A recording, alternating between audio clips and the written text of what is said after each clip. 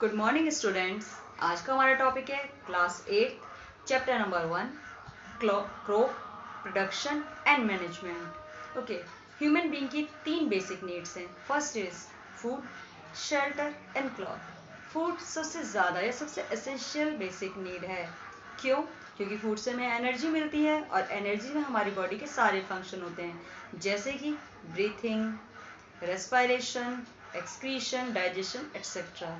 Okay, अभी हमें ये फूड मिलता कहाँ से? By the plants. ओके, अच्छा, मतलब प्लांट्स को हमें ग्रो करना पड़ता है। ओके, एक ही जैसे प्लांट्स को एक ही प्लेस पर बहुत बड़े स्केल पे उगाना, दिस इज कॉल्ड क्रॉप। उसे कहते हैं फसल, क्रॉप। क्रॉप को सीजन के बेस पे 2 पार्ट्स में डिवाइड किया गया। First is kharif crop, second is rabi crop. Kharif and rabi. Kharif crop उगाई जाती है किसमें? रेनी सीजन में। और रबी क्रॉप उगाई जाती है विंटर सीजन में। रबी क्रॉप की टाइमिंग है कब? जून से लेकर सितंबर तक। और रबी क्रॉप की है अक्टूबर से लेकर मार्च तक। इन फसल को या इन क्रॉप को उगाया जाता है। खरीफ की क्रॉप जैसे कि paddy, maize, soybean. Then rabi crop जैसे wheat and then gram etcetera. Okay, ये बात तो कर ली, लेकिन अब क्रॉप को उगाना, कल्टीवेट करना के लिए फार्मर्स को बहुत सारी प्रैक्टिसेस करनी पड़ती है, बहुत सारे मैनेजमेंट करते हैं, बहुत सारी प्री प्लान करना पड़ता है। उन्हीं प्लानिंग के बारे में आज इस चैप्टर में हम जानेंगे। Okay, the first is preparation of soil, second is sowing, third is adding manure and fertilisers, fourth is irrigation, fifth is protection from weeds, harvesting, then storage. चलिए, ये 7 टास्क है जिसे एक फार्मर्स कंप्लीट करता है। चलिए, फर्स्ट टास्क है हमारा प्रिपरेशन ऑफ सॉइल। सॉइल को सबसे पहले किसी भी कल्टीवेशन के लिए या कृषि करने के लिए प्रिपेयर करना। उसके लिए हम क्या करते हैं? एक प्रोसेस है टिलिंग। टिलिंग का मतलब क्या होता है? टर्न और लूजनिंग द सॉइल। सॉइल को टर्न करना, लूजनिंग और सॉइल को लूज करना। कैसे करते हैं? सॉइल अपने जानिए प्लो, पुराने जमाने में लोग हल चलाया करते थे। ट्रायंगुलर शेप की एक आयरन स्ट्रिप हुआ करती थी, 2 बैल, उसको खींचते हैं और सॉइल को टर्न करते हैं। ऊपर की सॉइल नीचे, मतलब सॉइल को खोदना, ऊपर की सॉइल नीचे, नीचे की ऊपर हो जाती है, उसे हम कहते हैं लूजनिंग ऑफ सॉइल या टर्निंग ऑफ सॉइल। ओके, उसे करते हैं इसे by the plough, by the hoe में तो खुदाली से जैसे खोद के करते हैं। Third is cultivator. लेकिन अब एक कि प्रिपरेशन सॉइल की क्यों जाती है, क्यों सॉइल को टर्न किया जाता है, उसके जो मेन जो बेनिफिट्स है। फर्स्ट मेन तो ये, जो प्लांट्स की जो रूट्स हैं वो आसानी से सॉइल में डीपली जा सके, ताकि आसानी से उन्हें वाटर और मिनरल ईजिली अवेलेबल हो सके। सेकेंड क्या है कि जो सॉइल के अंदर अर्थवॉर्म, जिन्हें कहते हैं फार्मर्स फ्रेंड, ये आसानी से उसमें ग्रो कर सके। माइक्रोब्स जो होते हैं यूजफुल माइक्रोब्स, वो उसमें आसानी से ग्रो कर सके और शीट आसानी से अंदर तक उसके जा सके। And third process is weeding.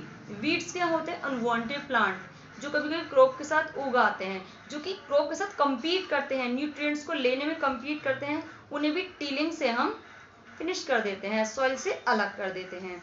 Okay, the next task is sowing. Sowing क्या है?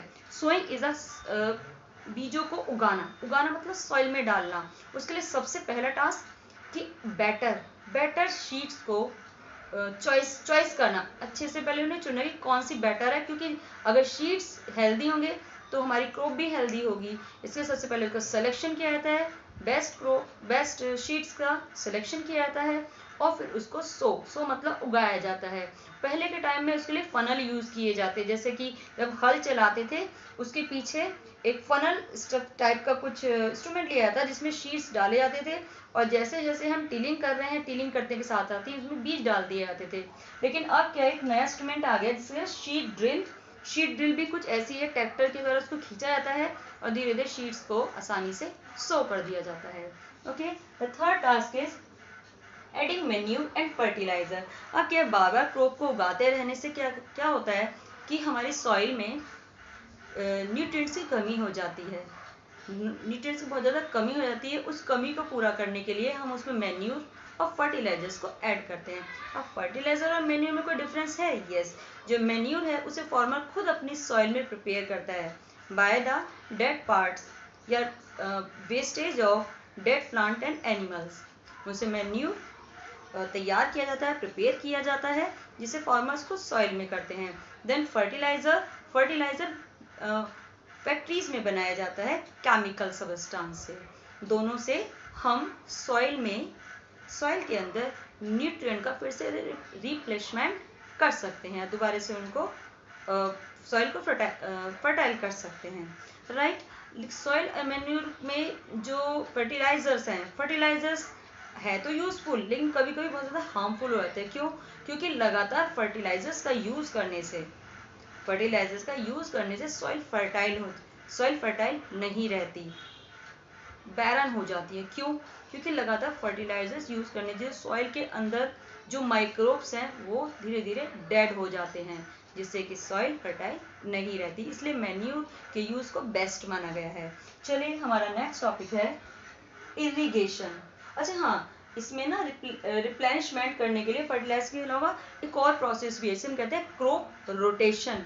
क्रॉप रोटेशन में क्या है कि दो क्रॉप को अल्टरनेटिवली एक के बाद एक को उगाया जाता है। पहली फसल उगाई, फिर उसके थोड़े टाइम बाद दूसरी अल्टरनेटिवली उगाते हैं, जिससे कि हमारे सॉइल के अंदर न्यूट्रिएंट्स की कमी नहीं रहती।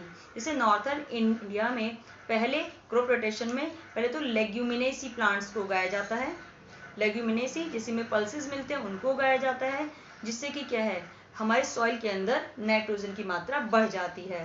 फिर उसके बाद वीट को उगाया जाता है, जिससे कि न्यूट्रिएंट्स की कमी नहीं रहती। या कहीं कहीं पर न्यूट्रिएंट्स की कमी पूरा करने के लिए कुछ टाइम तक सॉइल को बिना कल्टीवेशन के ही ऐसे ही छोड़ दिया जाता है, ताकि न्यूट्रिएंट्स की कमी को पूरा किया जा सके। ओके, नेक्स्ट है आपका इरिगेशन। इरिगेशन क्या है? Watering the plant, time interval के बेस पे टाइम टू टाइम प्लांट्स को वाटरिंग यानी पानी देना। ये वेरी करता है, क्रॉप पर वेरी करता है कि किस क्रॉप को कितना पानी चाहिए, उसके अकॉर्डिंग दिया जाता है। इसके जो पुराने टाइम में तो बहुत सारे इंस्ट्रूमेंट यूज करते थे, जैसे कि बहुत बड़े गड्ढों में रेन का पानी इकट्ठा कर लेना, रेनिंग वाटर इकट्ठा कर लेना, उससे इरिगेशन करना। ट्यूबवेल्स आ गई, उससे इरिगेशन करना। लेकिन आज के टाइम में दो सिस्टम बहुत वेरी हैं। नंबर 1 है sprinkler system, drip irrigation. Sprinkler system में क्या है कि आपको एक मेन पाइप से ट्रायंगुलर पाइप जोड़े जाते हैं। इस ट्रायंगुलर मेन पाइप को एक बड़े पाइप से जोड़ा गया। इस पाइप में भी छोटे छोटे ट्रायंगल शेप पाइप जोड़े जाते हैं।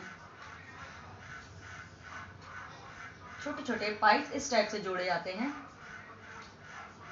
इनके माउथ पर ये क्या है, जमीन से थोड़े ऊपर उठे हुए रहते हैं क्रॉप के बीच बीच में, और इनके ऊपर नोजिस्ट्रिल्स कैप लगा दी जाती हैं।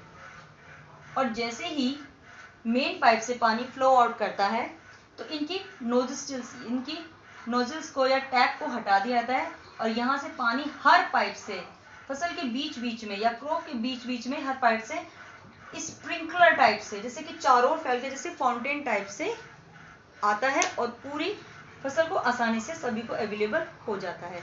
क्योंकि ये स्प्रिंकलर फॉर्म में है, स्प्रिंकलर चारों ओर फैलता है फाउंटेन टाइप में, इसलिए इसे कहते हैं स्प्रिंकलर सिस्टम। इसका सबसे बड़ा बेनिफिट है कि थोड़े ही पानी से हम आसानी से इरिगेशन को किया जा सकता है, सिंचाई की जा सकती है। ओके, सेकंड है ड्रिप इरिगेशन। आपने 7th क्लास में पढ़ा होगा। ड्रिप इरिगेशन में क्या होता है, मेन पाइप से छोटे छोटे पाइप को कनेक्ट किया जाता है, और हर प्लांट की जड़ों में ड्रॉप बाय ड्रॉप प्लांट्स को दिया जाता है पानी। इसे हम कहते हैं drip irrigation. Okay, the next topic is protection from weeds. सबसे पहले जानते हैं वीड्स क्या है। मैंने आपको पहले ही बताया था वीड्स क्या होते हैं, अनवांटेड प्लांट्स जो क्रॉप के बीच बीच में उगाते हैं और compete करते हैं न्यूट्रिएंट्स और वाटर के लिए, किससे, क्रॉप के प्लांट्स के साथ डिफीट करते हैं, है ना, डिफीट करते हैं, compete करते हैं। तो वीडीज, इन्हीं अनवांटेड प्लांट को अलग करना, रिमूव कर देना, दिस इज कॉल्ड वीडिंग। ये वीडिंग का प्रोसेस या तो पहले ही जब हम सॉइल को प्रिपेयर करते हैं, जब लूज करते हैं ना सॉइल को, काफ़ी वीड्स हैं वो तभी खत्म हो जाते हैं। अगर नहीं भी हो पाते तो हम क्या करते हैं, अपरूटिंग द प्लांट, हम वीड्स को हटा देते हैं, उखाड़ के फेंक देते हैं। नहीं हो पाता तो बाद में कुछ केमिकल्स का यूज़ करते हैं, जिसे हम कहते हैं वीडिसाइड्स, जिसे वीड्स को सॉइल से अलग किया जाता है। जैसे कि 2,4-D एक वीडिसाइड है जो यूज़ किया जाता है, राइट। नेक्स्ट है हमारा हार्वेस्टिंग। हार्वेस्टिंग के सॉइल को मैच्योर होने के बाद उसकी कटाई, दिस इज कॉल्ड हार्वेस्टिंग। मतलब लास्ट स्टेज है जिसमें कि हम अपनी क्रॉप को मैच्योर होने के बाद हार्वेस्ट कर देते हैं, हटा देते हैं। चलिए इसके बाद हम क्या करते हैं, इसमें एक मशीन का यूज़ करते हैं। इस मशीन का है कंबाइन, और कंबाइन करने के बाद फिर थ्रेशिंग की जाती है, थ्रेशिंग और फिर विनोइंग। आप 7th क्लास से पढ़ चुके हो। थ्रेशिंग क्या होती है कि हम अपने अनाज को इकट्ठा करने के बाद, अपने ग्रेन्स को इकट्ठा करने के बाद फिर एक मशीन में डालते हैं जिसे चैफ, जो छिलके नहीं होते अनाज के वो अलग हो जाते हैं और ग्रेन्स अलग हो जाते हैं, इन्हें अलग अलग करना, this is the threshing. Okay, उसके बाद फिर हम इसे विनोइंग करते हैं। जो थोड़ा बहुत पार्टिकल्स चैफ का रह जाता है, चैफ मतलब छिलका, अनाज के जो छिलके होते हैं उनको रह जाते हैं, तो बाय द विनोइंग हम उन्हें अलग कर लेते हैं। चलिए अब ग्रेन्स को अलग कर लिया, अब सबसे लास्ट टास्क है इसका स्टोरेज।